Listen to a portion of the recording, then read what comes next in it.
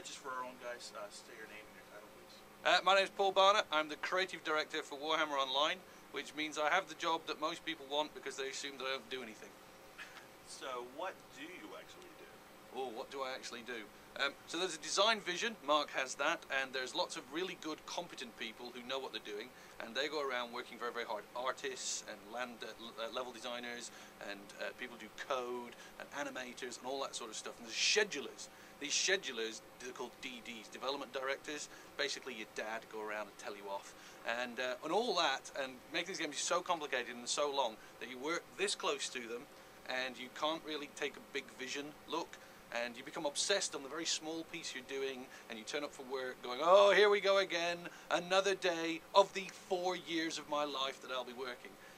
My job is to sort of sit in the back playing in a ball pit, swimming around, drawing on whiteboards, going, hey, I've had a great idea, we should have exploding chickens. And then I wander around saying, aren't exploding chickens great?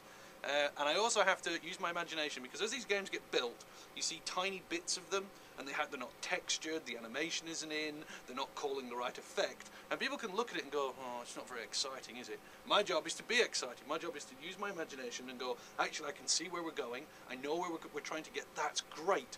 And I wander around all the time, looking at every element of the game that I can get my grubby little hands and my video phone on, and so in my head, I've already taken the concept art done by the concept artist, and I've already put it on a model, and I've already animated it the way Jeremy's shown me while he's holding a walking stick, and I've already talked to the coders who are promising me that they're going to have a sort of Michael Bay cam. So when I see the little cube bouncing around with, you know, the frames per second going, in my head, it actually is the Chaos Chosen, and so I enthuse, and I go around saying it's going to be great, it's going to be marvellous, and so that's it. I have to sort of take a long distance whole look on it, imagining what the sculpture is going to be like way before people have hacked it out of the quarry, which is, you know, difficult. I also have to relentlessly front the game and tell you all about the stuff that we're never allowed to show people. That's the stuff we're most interested in. So am I. Well, let's talk about the big picture before we get to the details. You guys seem to be in the home stretch with this game. Where is the game at right now in terms of development? It's in that wonderful baking period. Making a game is like messing around in a kitchen with and the kitchen we're in, the EA kitchen, which is much bigger than the kitchen we used to be in, and has an awful lot more toys, and has a boundless amount of food, and we're able to do loads of really crazy things. And so you end up messing around, and you go, maybe we should have some of that, maybe we should bake this, cook this. It gets to a point where you have to kill it, cook it, and eat it. And that's difficult. You have to bake the game. And all the great ideas that you had when you started slowly start coming to fruition, and the market moves and mutates, and you have to have faith and courage you had the right idea. And then, once you've got that bit, which is the bit we're more or less up to, you then have to give it time. Let it set in. So you run endless betas.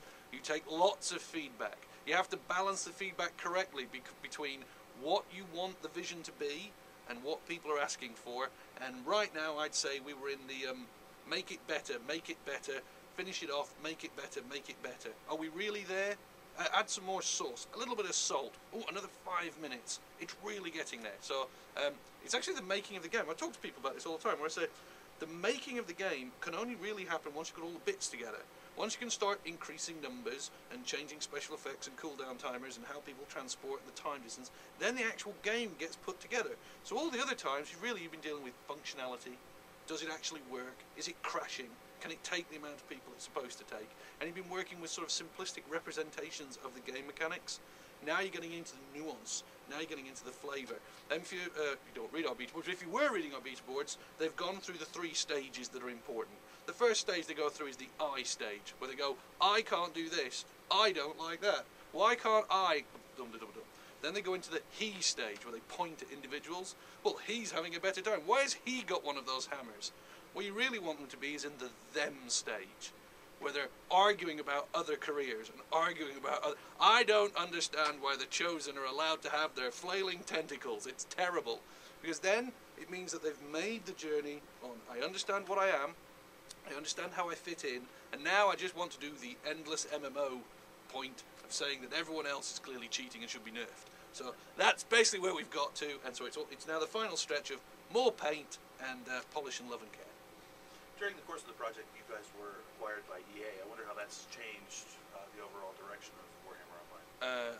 Well, we now have 3 walls made out of solid gold. and no one is allowed to get married anymore. And these pygmies turn up carrying chests on their head full of diamonds every week. And then the EA guys turn up and they just sit next to you and breathe. They sort of do that to you, like the Nazgul. They wander around. What's it been like? Actually, Mark put it best.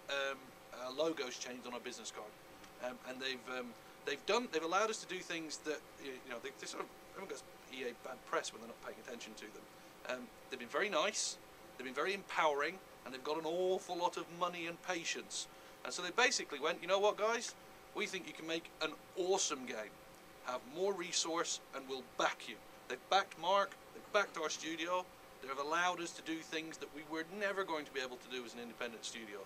We've got our voice recording, the orchestra music, just the amount of access to resources, to engines, to other people in EA who just come and give us help and advice. I mean, it's been absolutely tremendous and not terrible. I guess all we need to do now is release the game, be ultra successful, and make a ton of money and have millions of successful subscribers.